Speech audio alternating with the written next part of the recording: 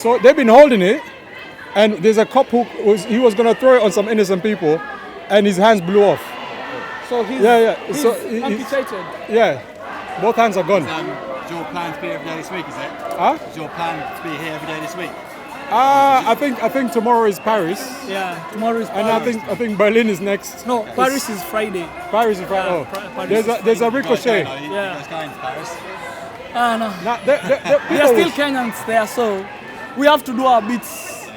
Limitation of resources and all that still, but then we have to do our bit where we can. Yeah. I'll leave you guys to it, right? Nah, it's good talking to you, man. Thank you. Appreciate it, man. Haya. Yeah. So Anyway, back to Shaba. Naitwaje by the way? kwa majina naitwa Vincent Bundi. Udi Vincent. But I've seen you before. I do not know, but I've seen you before. I could not tell you where I've seen you before. I've seen you before. Umesikia hivyo vingine tena, si ndio?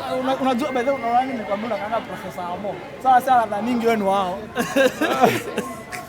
Anyway, Vincent. Yeah. Sema ni aje? Niko poa sana bro. Hii kitu yote unasemaje? What's your outtake and what is your By the way, kwanza, did you vote? Me personally nilivote. Ulivote? Acha kwanza tuanze na 2022 was my second time voting. Okay. Yeah. So right. My first time voting nilivote 2017. Okay. And those who like wenye wananijua vizuri, I was the first person in 2017 kusema I'm anti. I know this will agitate people. I'm anti Raila, I'm anti Uhuru. I was one of those people. Yeah. And back in 2017, I voted for Ekuru Aukot. Big up That Way Alliance, wherever you guys are. Walikuwa na manifesto back then in 2017 yenye personally I knew they would not win, but I was ready to die with them. To support them. Unanishika because of what they stood for. Which is your right anyway. Yeah. So come last election, I voted, but then I gave shout out to Wajakoya. You made me proud. Yeah, I resonated with you as a youth, but then I was on my policy of. Wajakoya nule alikuwa anasema tuvute kitu. Hey, alikuwa. By the way, you know what? Let me tell you. Yeah. Why is it not legal in Kenya? Personally, you go to Netherlands, it's legal. I don't know because the late MP for Langata, Ken Okoth, started the bill. When he died, somewhere along the line, the bill died with him, which to me I don't see why it should be the way it is. You know, at least someone should have picked it up. Yeah. But that's a story for another time. That's a story for another time. Yes, let's go back to the matter. You brought Wajakoya. Ay, yo kelele bana. Okay, lele. No hiyo, angalia hiyo. Finya hiyo. No hiyo.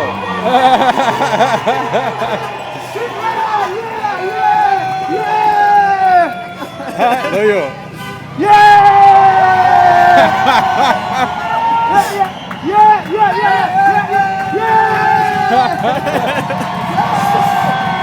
Cheki huyu mzee wa pikipiki.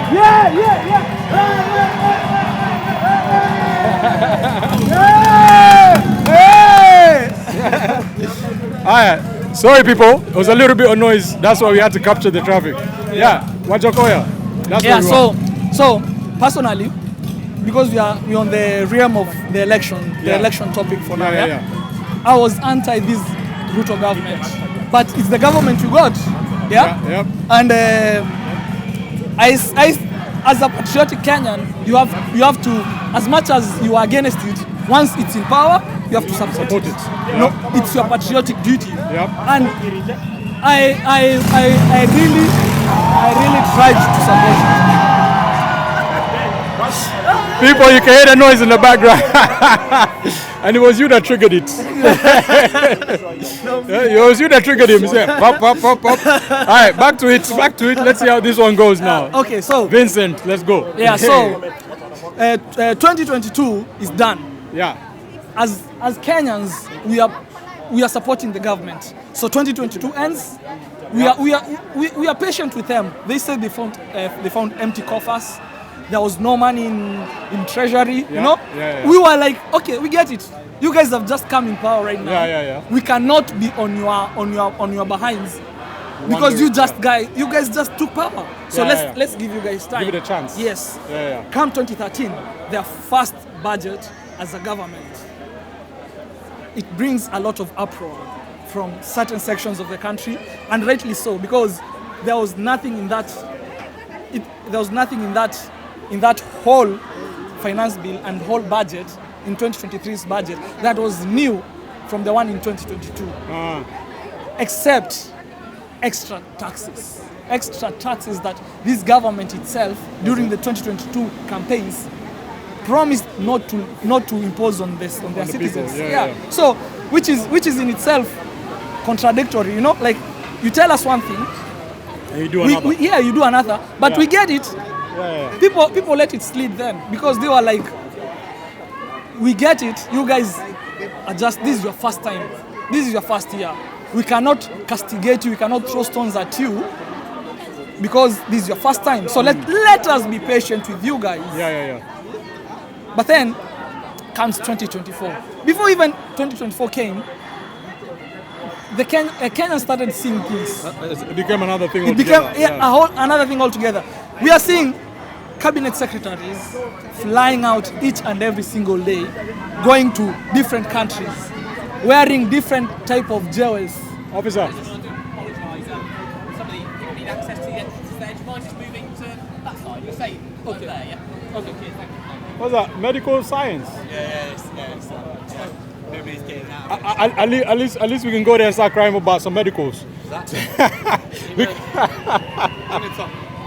I think. Sorry about that. I think that's enough. Yes, sir. Poa. Niko hapa man. Niko hapa ndo naendelea. Sema ni aje? Niko na huyu mzee. Okay.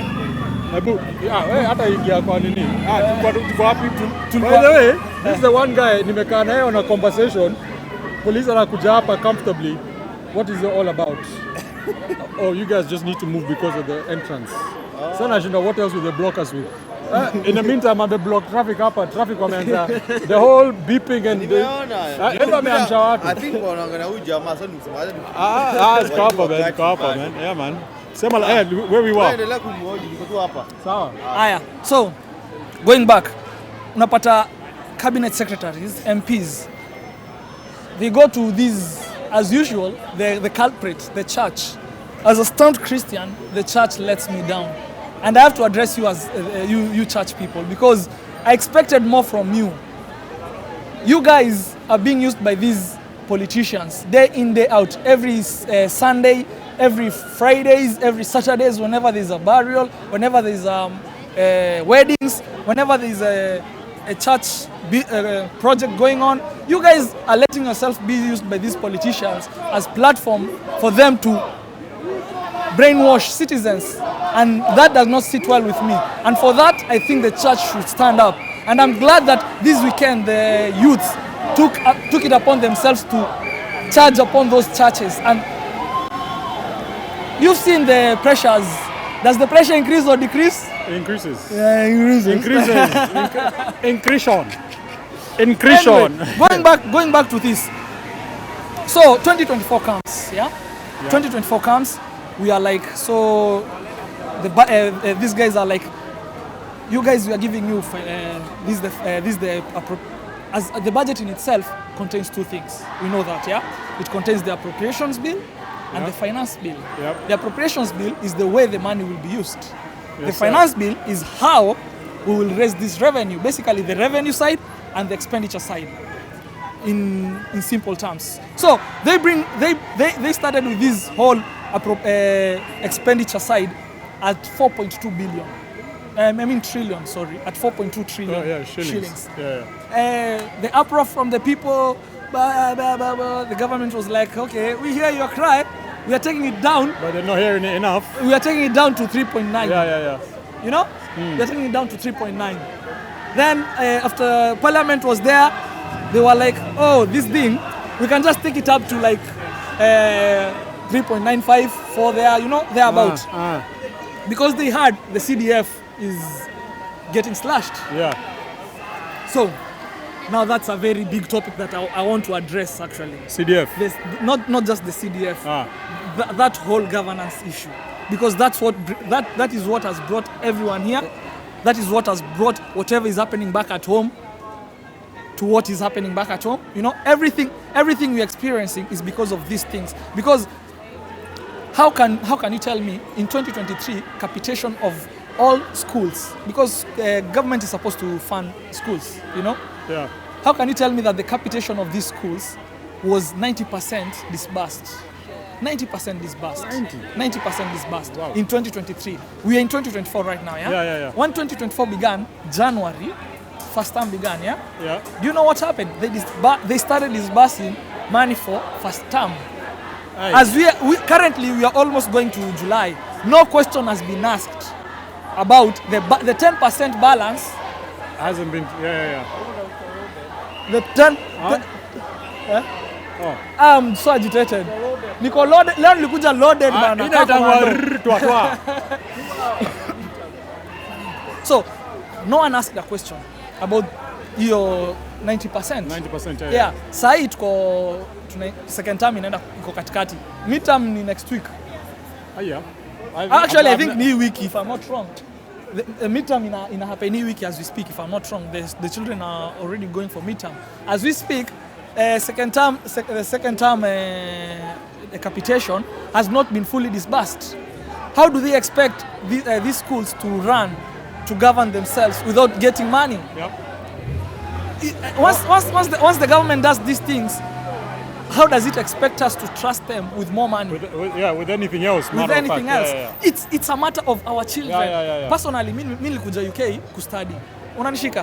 To me, education is something that It's I a hold. key thing for you. Yeah, I hold dearly. Yeah. Unanishika? So hearing that they are really tampering with the education of these young people, to me, I have to Wametusikilia question. tena. Maze. Wanakuinterrupt leo na uko na free loading. Leo bwana, full force. Leo niko full force. You know I was in Naivasha, by the way. Yeah. Nilikuanga nini? Inaitangwaje? Longonot. You know I didn't know Longonot is a volcanic mountain. Yeah. Lakini mzee akaniambia hii hapa, hii ni Rion. Mzee niliangalia huyo mzee nikasema Rion. Ama hii Rion ni nini? Nikamwambia huyo mzee. Kasema Kisapri imemaliza mtu. Lion, my friend. Rion. Sorry. Rion. Hiyo iko kwa Rion anyway. Hiyo iko kwa channel yangu anyway, man. So anyway, people. Anyway, so But yeah, Vincent, acha nikwambie. I think nitakuleta. I'll bring you on my podcast so that we can discuss. yes, we need to. Because I have a lot to unpack. there's a lot of noise Yeah, that's a interrupting. lot of things. And Yeah. Igava, basically, they need to check themselves. Spending any one yeah. Like, it makes sense. It makes No, sense. niko na wewe. It makes sense, man. Yeah. So tafuatilia hiyo, man. Abu nipe ni Nakupatia links za zote. Okay, my name is Richard Njuru. I'm here for protest against the bill, Finance Bill 2024. My reason for coming out today is really protesting to show that we have a right to protest. We can protest without getting bullied or getting killed in the streets, because in Kenya, when you watch is always something gonna be somebody dying or given tear gas getting thrown out of people. So for me, it's feeling like we don't have a right, that we've been taking our rights from our hands, and this is not right. So from here, I just decided I should be on the street as well to show the Kenyans that we can actually protest without no violence. Protest should not be violent. Everything should be fine. And so far so good. We have been protesting in front of our Kenyan embassy. It's peaceful. Everything is right. So mostly I would like to put is because what brought me here is the lands. The lands is becoming an issue. The lands which our forefathers fought for, and now we have to kind of pay for it again. So I don't really recall or understand how it works, that we have to keep paying for these lands again and again and again. So we will have to stop this. We have to stop this bill because it's going to affect our future. Thank you very much. So me personally, what I think about the finance bill is that it's something that's been on my mind from a young age, basically, because like a lot's been happening, a lot of things I've been calculating, doing the science of things, and it's affecting a lot of people in this country and in many Kenyans in other countries. So me personally, I think that the finance bill it's a joke because it's not bringing us together as a Kenyan community, and it's taking a lot from us, like for us financially to facilitate anything that we need to do in the future or even wherever we are in the global world. So that's the only thing I think about the financial bill. I think it's affecting us Kenyan as a community completely.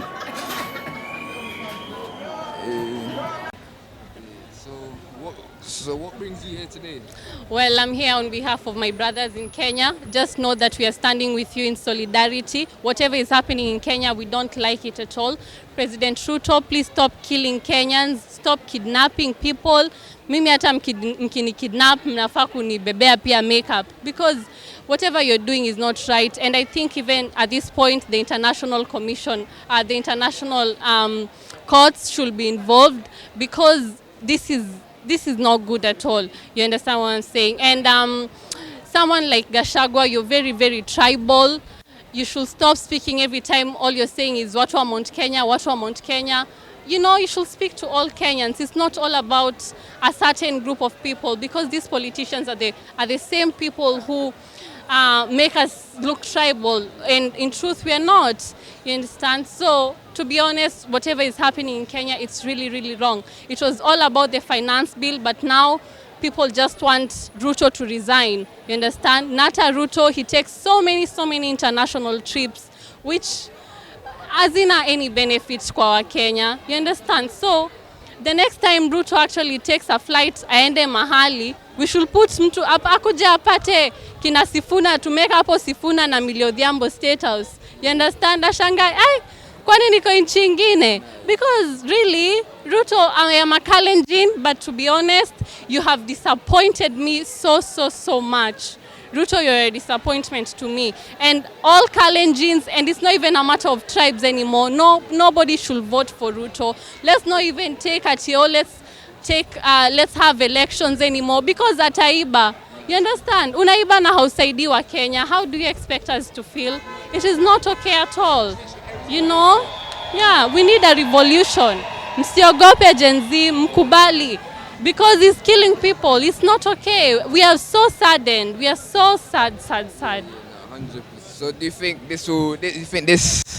this election in the UK will give a voice to the fellow Kenyans back home?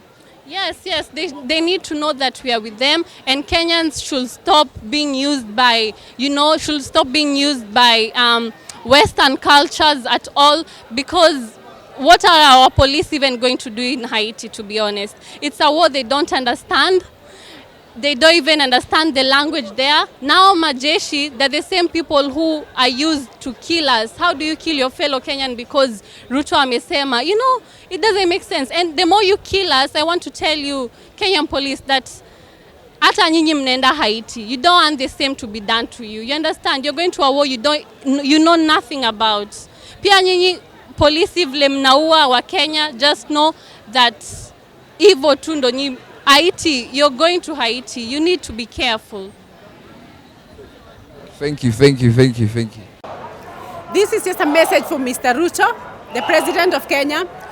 We are very upset. We are in London just because there's nothing happening in Kenya. We are really stressed. We want to say this. When you went to America, you spent 1.5 million pounds on private jet with your entourage. You didn't care about those people who were displaced because of the flood. You didn't go to visit them, and you used 1.5 million pounds to go for your own. You take your comedy to America. We are very upset about this. I'm here to support the Gen Zs, and I'm also urging the millennials to also support this, because this is for the country, it's not just for one person. We are very upset, and we would like you to step down, because if you can't do things the way we want, this time we are not going to step down. We are not going to waver at all. This time we are all united as Kenyans. We are all united from London. We are talking one language. We reject financial bill 100%, and we are not even going to. I'm not even scared. I like to speak to you in person, but obviously I can't, because obviously you are out of reach. But I hope this message gets to you. By the way, I would like to say thank you, and also, Mommy, I'm on the television. Yeah, I'm here to fight for the Kenyans as well. Those ones who cannot come here today, I took a day off to come and say this because obviously some people cannot get here. I would like to thank everyone who came here, and also my friend Judith. Hi, my name is Bella. I work in the healthcare sector. I'm a registered nurse by profession. I am really disappointed in the Kenya Kwanza government. Dear President Ruto, you have wasted our resources. Instead of employing our interns, the medical interns, instead of continuing with the Linda Mama, instead of providing the cancer patients free treatment, you want to tax them. That is so disappointing, and we are not happy. As Kenyans in diaspora, we have seen the extrajudicial killings that you have done. We blame you. The blood of the lost souls is on you, definitely. I want to commend all the other Kenyans in the UK. Thank you so much for coming out today, and may we keep going and keep protesting until this financial bill is rejected for good. For good. This is not healthy. It is not good. I want to commend all the medical officers and the nurses, the pharmacists, who are able to provide medical assistance and first aid on the ground in Kenya. Congratulations and thank you so much. I am so disappointed in the Kenya Kwanza initiative. It's no longer about the rejecting finance bill. It is now about overusing, wastage of our human resources and our finances. Please, Kenya Kwanza, dear Ruto, please listen to the Africans, listen to the Kenyans, because this is not fair and this is not good at all. Thank you very much. Memaliza.